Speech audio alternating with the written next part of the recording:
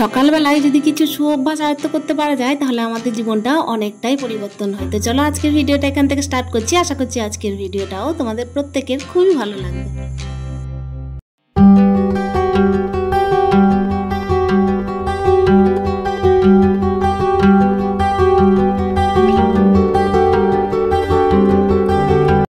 তো hello everyone, good morning, welcome back to my channel. আশা করছি সকলেই খুব ভালো আছো। দেখো সকাল সকালে এই যে গরম জল নিয়ে চলে এসেছি। আসলে প্রত্যেক দিন সকালে আমাদের বাড়ির প্রত্যেকের স্বভাব হচ্ছে সকালে কিন্তু এক গ্লাস করে গরম জল খেয়ে তারপর ফ্রেশ হওয়া। আমারও ঠিক তাই স্বভাব। প্রত্যেক দিন কিন্তু সকালবেলায় এক গ্লাস গরম জল খেয়ে কিন্তু দিনটা শুরু করি। আসলে গরম জল খেয়ে কিন্তু দিনটা শুরু করার মানেই হচ্ছে পেটটা কিন্তু পরিষ্কার রাখা। আর সত্যি কথা বলতে সকালবেলায় এই কিছু কিছু সুঅভ্যাসগুলো আয়ত্ত করতে পারলে না আমাদের জীবনে কিন্তু অনেকটাই পরিবর্তন হয়। প্রত্যেক দিন সকালে কিন্তু গরম জলটা একদম ঢকঢক করে না খাওয়ারই চেষ্টা করি, একটু একটু চুমুক দিয়ে কিন্তু গরম জলটা শেষ করি। আর এটা স্বভাবটা শিখিয়েছি আমার ছেলেকেও, আর আসলে আমাকে শিখিয়েছে আমার মা। আর এই কারণেই কিন্তু দেখো ঘরে প্রত্যেকের পরম্পরা অনুযায়ী কিন্তু এটা চলে আসছে। আর আমি এই যে গরম জল টল খেয়ে তারপর কিন্তু প্রত্যেক দিন এই যে গাছে জল একটু করে দিই। আর যেদিনে সকালে দিই সেদিনে বিকালে দিই না, কিংবা হচ্ছে বিকালে দিলে সকালে দিই না। আজকে দিলাম সকালবেলায়। আসলে কি বলতো, এই যে গরমটা পড়েছে প্রচণ্ড পরিমাণের, দুদিন বৃষ্টিটা হলো, যেই রোদটা দিল সেই কিন্তু একেবারে টবের মাটি শুকিয়ে কাঠ হয়ে গেছে। আর এই গাছে জল না দিলে তো চলে না বলো, সকাল সন্ধ্যে কিন্তু জলটা দিতেই হয়। আর সকালবেলায় কিন্তু গাছে জল দিতে বেশ ভালোই লাগে বলো। প্রত্যেক দিন ঘুম থেকে উঠে সবুজের চোখটা যদি আগে পড়ে তাহলে কিন্তু চোখ আমাদের ভালো থাকে, এটাই ছোট থেকে শুনে এসেছিলাম, তাই না? আর এইটাই কিন্তু সত্যি কথা। আমরা কিন্তু প্রত্যেক দিন ঘুম থেকে উঠে যদি সবুজটাই আগে দেখি না, তাহলে কিন্তু দিনটাও ভালো যায় মনে হয়, বেশ ফ্রেশ ফ্রেশ দিন হয়। আর কি বলতো, গাছের পাতা তো ফ্রেশই, তার থেকে ফ্রেশ কিন্তু আর অন্য কিছু হতেই পারে না। প্রকৃতির থেকে ফ্রেশ তো আর কোনো কিছুই হতে পারে না, এটাই আমি মনে করি। আর প্রকৃতি আমাদেরকে এত সুন্দর একটা অবদান দিয়েছেন, সেটা হচ্ছে গাছ।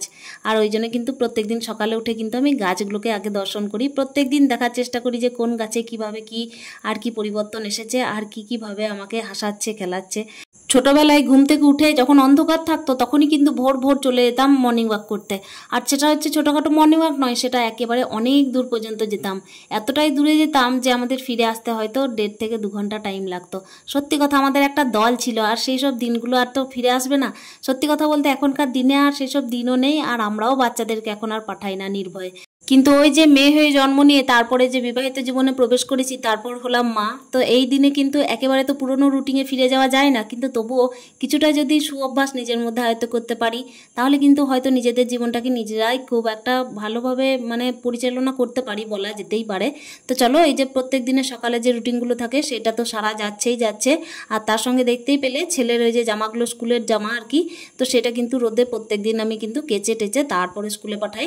আর প্রত্যেক দিন কাঁচা জামা পরেই পাঠাই। আজকে যেটা পড়েছে সেটা কোনো মতেই কালকে পাঠাই না। আর হ্যাঁ, ওই যে প্রত্যেক দিন আমি একটা ড্রেসই কাচি। সত্যি কথা, আসলে গরমটা এত পরিমাণ পড়েছে যে ওই ড্রেসটা কিন্তু একেবারে হালকা পাতলা। আর অন্য যেসব ড্রেসগুলো আছে সেগুলো হচ্ছে ফুল হাতা। আর কি বলতো, প্রত্যেক দিন কিন্তু এই যে সাদা ড্রেসটা কাচি এই কারণেই, কেন কি অন্য ক্লাসে যখন উঠে যাবে আর কয়েকটা দিনের জন্য, আর আমি ড্রেসটা কিনতে চাইছি না। আর ড্রেসের কালারটাও চেঞ্জ হয়ে যাবে, সেই জন্য কিন্তু নতুন ক্লাসে নতুন ড্রেস হয়ে যাবে। তো সেই জন্য কিন্তু এইটাকেই একটুখানি অ্যাডজাস্ট করে চলার চেষ্টা করছি। কিছুটা সুঅভ্যাস তো সকাল থেকে মানুষের জীবনে থাকা উচিত, তার সঙ্গে কিন্তু সংসার জীবনেও সুঅভ্যাসগুলোকে আয়ত্ত করতে পারাটা খুব দরকার। কেন কি, ওই যে বললাম, সুঅভ্যাসগুলো কিন্তু মানুষের জীবনের প্রথম দিন থেকে শেষ দিন পর্যন্ত কাজে লাগে। আর আমি মনে করি যে স্বভাবগুলো মানুষের মধ্যে থেকে যায় সেগুলোই কিন্তু থেকে যায় শেষ দিন পর্যন্ত। এর কিন্তু কোনো পরিবর্তন হয় না। কেউ হয়তো ভালো থেকে খারাপ হতে পারে না, আবার কেউ খারাপ থেকে ভালো হতে কিন্তু অনেকটাই টাইম লাগে। আমার মতামত এইটাই। তো চলো, এই যে কাজ বাজ করতে করতে তোমাদের সাথে কিন্তু অনেক গল্পই হচ্ছে। তারপর দেখো সকালবেলায় এই যে জানলাটা খোলা হয়নি, তো সেই জানলাটা খুলে নিচ্ছি। আর কি বলতো, প্রত্যেকদিন সকালে চেষ্টা করি জানলার হাওয়াগুলোকে যেসব দিকে রোদ নেই সেই দিকে প্রবেশ করানোর। আর এই যে পশ্চিম দিকে রোদটা নেই সেই জন্য ওইদিকে জানলা খুলে দিলাম। আর পূর্ব দিকে যেহেতু রোদটা ঢুকছে সেই জন্য কিন্তু একটুখানি রোদ দিয়েই তারপরে বেডরুমের জানলাগুলো বন্ধ অলরেডি করে দিয়েছি। তো চলো, এই যে স্নান টান করা কিন্তু আমার প্রত্যেক দিনের স্বভাব, তোমরা অন্য ভিডিওতেও দেখেছো। প্রত্যেক দিনের আশিবাসি সেরেই কিন্তু আমি স্নানটা সেরে ফেলি। আর এইটা কিন্তু আমার মনকে একেবারে রিফ্রেশ রাখে, আগেও বলেছি। আসলে আমরা গৃহস্থ জীবনে না অনেক কিছু মা ঠাকুমাদের দেখে কিন্তু শিখে আসি। আর আমার মাকেও দেখেছি প্রত্যেক দিন সকালে স্নান করে, আর আমাদেরকে কিন্তু এই যে আশিপাশি কাপড় ছাড়িয়েই কিন্তু তারপরে রান্নাঘরে প্রবেশ করাতো। আর আমরা কিন্তু বাড়িতে লক্ষ্মীশ্রী বজায় রাখার জন্য এই সুবাসগুলোকে আয়ত্ত করেছি বলতেই পারো। নিজের একা বাড়িতে থাকি তাই বলে এই নয় যে কেউ আমাকে বাধা দেবে কোনো কিছু করতে, কেউ আমাকে শিখিয়ে দেয়নি যে চান করতে হবে তবেই কিন্তু তুমি রান্নাঘরে প্রবেশ করবে। ওই যে বললাম, আমাকে কিন্তু জোর কেউ খাটায়নি, কিন্তু দেখে শিখেছি নিজের মধ্যে কিন্তু সুঅভ্যাসগুলোকে আয়ত্ত করেছি। যেসব অভ্যাসগুলো আর কি সকাল থেকে থাকা দরকার সেইগুলোই কিন্তু করার চেষ্টা করি। একজন গৃহিণী হয়ে, একজন ভালো মা হয়ে, একজন ভালো বউ হয়ে কতটা কি করা যায় ঘরের জন্য সেই জিনিসগুলো কিন্তু সকাল থেকে চেষ্টা করি। প্রত্যেকদিন সকালে সূর্য প্রণাম করি, প্রত্যেকদিন তুলসী গাছে জল দিই, প্রত্যেকদিন সকালে কিন্তু সূর্যের দিকে তাকানোটা একটা সায়েন্টিফিক কারণ, আর এটা কিন্তু আছে সত্যি কথাই। যারা জানে তারা নিশ্চয়ই জানবে, আর তোমরা নিশ্চয়ই, আজকাল তো মোবাইলের যুগ, তোমরা দেখে নিতেই পারো। তো চলো পুজোর জোগাড়টা করা যাক। এই যে বাগানে এতগুলো পাখির কুজন শুনতে শুনতে একেবারে বিভোর হয়ে যখন ফুলগুলো তুলি তখন কিন্তু একেবারে প্রকৃতির সাথে মিশে যাই বলতে পারো। এতটাই ভালো লাগে যার তুলনা হয় না। সেই জন্য দেখো আজকেও ঠিক একই ব্যাপার। আজকেও কিন্তু সকালে স্নান সেরে একেবারে ঠাকুরের জন্য ফুল তুলছি, আর ফুল তুলতে তুলতে কিন্তু মনটা খুব ভালোও হয়ে যায়। আর যেদিন কিন্তু ফুলটা কম থাকে সেদিন কিন্তু মনটা একটুখানি বলতে পারো যে উদাস হয়ে যায়। আসলে ওই যে বললাম, ফুলটা তুলতে এত পরিমাণ ভালো লাগে, আর ঠাকুরকে কিন্তু সাজিয়ে গুছিয়ে পুজো দিতেও ভালো লাগে। গাছের মধ্যে প্রচুর পরিমাণ ফুল থাকলে কি হয়, কিছুটা নেওয়া হয় পুজোর জন্য আর কিছুটা রেখে দেওয়া হয়, তাতে এই যে ভ্রমরগুলো আসে সেগুলো কিন্তু নিজের মনকে বেশ আনন্দ যোগায় বলতে পারো। অনেক বড়সড় করে যদি পুজো না হয় তাহলে কিন্তু নিত্য পুজোর জন্য আমি সকালে প্রত্যেকদিন ফুলগুলোকে একেবারে কিন্তু গাছ থেকে তুলে একদম শেষ করে দিই না।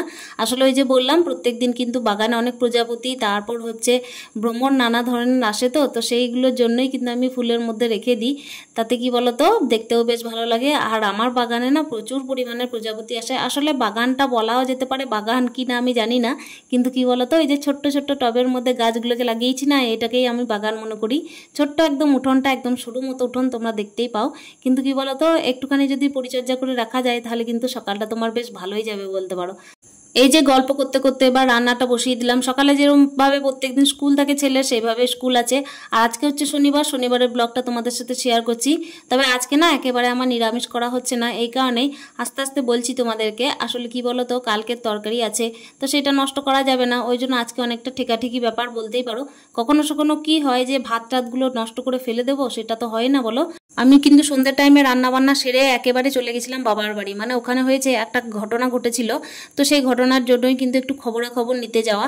তো দেখো এই দিক থেকে এসে কিন্তু আমি খাওয়া দাওয়া সেরে এসেছিলাম।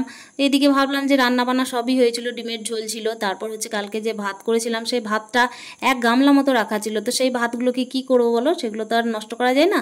তাই আজকে অল্প চাল দিলাম, আর এই যে রান্না করছি আলু সিদ্ধ আর হচ্ছে ডাল, তো এই দুটোই করে নিচ্ছি, আর করছি পাঁপড় ভাজা। তো আজকে আর রান্নাবান্না সেরকম কিছু করছি না, ওই জন্যই না ভাবলাম যখন ঠেকাঠেকি হয়ে গেছে ছেলেকে একটু পেঁয়াজ দিয়েই আলু চোখাটা করে দিই। আর এই ধরনের আলু সিদ্ধটা, মানে আলু চোখাটা না খেতে বেশ ভালোই লাগে। তো দেখো এইভাবে কিন্তু ডালে ফোড়ন দিয়ে নিচ্ছি। প্রত্যেকদিন সকালে একটু তাড়াহুড়োর মধ্যেই চলে। আর ছেলেকে 10টার মধ্যে আমি ভাতই খাওয়াই। 10টার খাবারটা হচ্ছে মানে ব্রেকফাস্টটা যেটা হচ্ছে সেটা একটু ভারী করাই দরকার। আর প্রত্যেকদিন আমাদের তো ধরো এই জায়গাটা হচ্ছে বিদেশি নয়, এটা হচ্ছে আমরা দেশীয় বাঙালি, সেহেতু কিন্তু ভাতটা দেওয়া যেতে পারে, ভাত কিংবা মুড়ি। আর আমার ছেলে যেহেতু ভাত পছন্দ করে, মুড়িটা একেবারেই চলে না, সেই জন্য কিন্তু আমি একেবারে আলু সিদ্ধ ডাল ভাত যাই হয় না কেন সকাল টাইমে এটা আমি দেওয়ার চেষ্টা অতি অবশ্যই করি। আর হ্যাঁ, শুধুমাত্র যে আমাদের বাড়িতে তরকারি আছে তা নয়, মাদের বাড়িতে কিন্তু কাল দেশি মোরগের ঝোল হয়েছিল, তো সেটাও রাখা আছে। তো এগুলো দিয়েই কিন্তু আজকে আর কি লাঞ্চটা হয়ে যাবে দুপুরে। সেই জন্যই দেখো আর কোনো রকমের তরকারি করে কিন্তু সময়টা নষ্ট করছি না। তো চলো ছেলেকে কিন্তু টুকটুক করে রেডি করাতে হবে প্রত্যেক দিন। আর আমার কিন্তু এই যে মোটামুটি আজকের রান্না এখানেই সমাপ্ত করছি। আর কি বলতো, প্রত্যেক দিন সকালবেলায় এতটাই তাড়াহুড়ো থাকে যে রান্না যদি আমি ভাবি যে না ছেলেকে পাঠানোর আগেই সমস্তটা সেরে নেব, তো হয়তো অনেক কিছু হয়ে ওঠে না। তো দেখো এই যে হ্যান্ড ওয়াশ করে নিচ্ছি। আর কি বলতো, এই যে দেখতে পাচ্ছ হ্যান্ড ওয়াশের কোটোটা না একেবারেই কিন্তু শেষ হয়ে যাচ্ছে, তো অন্য কোটো ঢালতে হবে। বলতে এখন যেটা ছিল সেটাকে একটু ভালোভাবে নিয়ে কিন্তু হাতটা ধুয়ে ছেলেকে খাইয়ে স্কুলে কিন্তু আপাতত দিয়ে চলে এসেছি, মানে স্কুলের গাড়িতে বসিয়ে দিয়ে এসেছি। তো চলো এই যে দেখতেই পাচ্ছ রোদের কিরকম তাপ, এই যে কাপড়গুলো যতক্ষণ না তুলছি ততক্ষণ আমার শান্তি নেই। যতক্ষণ ছেলেকে পাঠালাম ততক্ষণই দেখো কাপড় চোপড় কিন্তু একেবারে কিন্তু একদম শুকিয়ে কাঠ হয়ে গেছে। এগুলো কিন্তু নিচে ভাঁজ করব, তার আগে কিন্তু আমি ছাদেও ভাঁজ টাজ করে ঠিকঠিকভাবে নিয়ে চলে যাই। আর প্রত্যেকদিন সকালবেলায় না এই যে তাড়াহুড়োটা এতটা বেশি থাকে যে এর মধ্যেই কিন্তু আমাকে করে নিতে আর সময় পাওয়া যায় না, সেই জন্য ছেলেকে পাঠাই, তারপর কিন্তু এই কাজগুলো টুকটুক করে নিজের মধ্যে করতে থাকি। আসলে এখন হচ্ছে গ্রীষ্মকাল, আর গ্রীষ্মকালের রোদটা যেন মনে হয় ঘরের ভেতরে থাকলেও যেন ছাদ ফুটে গায়ে চলে আসছে। সেই জন্যই সকাল সকাল কাপড়গুলো তুলে নিচ্ছি, ছেলেকে যেই পাঠিয়েছি সেই কিন্তু তুলতে চলে এসেছি। তো আশা করছি আজকের ব্লগটাও তোমাদের খুব ভালো লেগেছে। আজকের ব্লগটা আমি এখানেই শেষ করছি, দেখা হচ্ছে অন্য দিনে আরও একটা নতুন ব্লগ নিয়ে। ততক্ষণের জন্য তোমরা ভালো থেকো, স্টে হ্যাপি, মন টাটা।